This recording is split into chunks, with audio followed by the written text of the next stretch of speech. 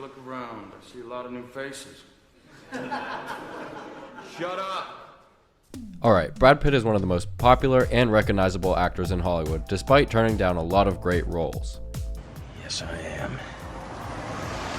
Starting with a memorable part in Thelma and Louise in 1991, Brad Pitt charted a career path right to the top playing eccentric, character-driven roles. Although, he passed up on a few noteworthy movies. For better or worse, well, I'll let you guys decide.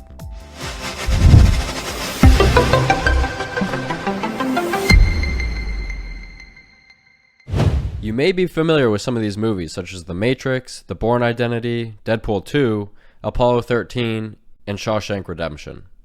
By the early thousands, he was a bona fide A-lister who could be selective with his roles and become more decisive before the start of a production.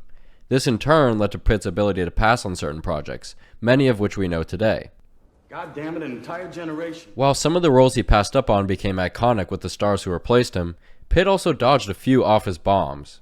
Pitt had the power to turn down roles for over half of his career, highlighting his considerable influence even at a young age. Well, I know I'm supposed to be gone and all, but... Casting decisions are an important part of a film's success, and the roles Pitt did end up taking made the most of his talents and shaped his career into what it is today. Brad Pitt actually turned down The Matrix, but to do Fight Club. It's difficult to imagine anyone other than Keanu Reeves in The Matrix, but at one point Brad Pitt was considered to play Neo. According to People, Pitt confirmed passing up on the part of the Chosen One when he spoke at the 2019 Santa Barbara International Film Festival, explaining, "I really believe it was never mine, but I did pass on The Matrix. I took the red pill." While Pitt gave Reeves the opportunity to become an action movie superstar, he took on the role of Tyler Durden in Fight Club less than 6 months after the Wachowski sisters movie opened in 1999 and revolutionized the sci-fi genre in mainstream Hollywood. It might not be surprising to know that Brad Pitt was one of the actors who almost played Jason Bourne, a part offered to a similarly featured contemporary Matt Damon in The Bourne Identity. Pitt was attached to Tony Scott's Spy Game by the time director Doug Liman was narrowing down his list of leads to play the assassin, and Pitt's conflicting work schedule made room for Damon. You don't just trade these people like the baseball cards. At the time, Damon was mostly known as a character actor in indie dramas like Good Will Hunting. The ensuing sequels turned into a globally popular action franchise with a gritty, authentic approach that influenced every action film that came after it. Given his good looks and physical attributes, it's surprising that Brad Pitt still hasn't starred in a superhero movie, but he's come close. According to Collider, he was almost going to play Cable in Deadpool 2. But as director Leitch explained, it came down to a scheduling conflict. We had a great meeting with Brad, he was incredibly interested in the property, things didn't work out schedule-wise, but he's a fan and we love him, and I think he would have made an amazing Cable. However, he was able to do a cameo for the movie as Telford Porter, aka Vanisher, which only left his fans wanting more. Ron Howard's Apollo 13 has long been praised for its technical accuracy and period authenticity, as well as the chemistry between its leads including Tom Hanks, Kevin Bacon, and Bill Paxton.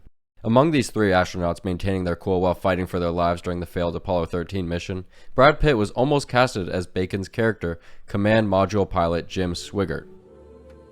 Speaking on the Morning Call in 1995, Pitt explained that he turned down the role so that he could star in David Fincher's crime thriller Seven instead, which was also a critical and commercial success. If you kill him, he will win. At one point in the early 90s, Pitt was attached to The Shawshank Redemption, a critically acclaimed but commercially disappointing adaptation of one of Stephen King's novels.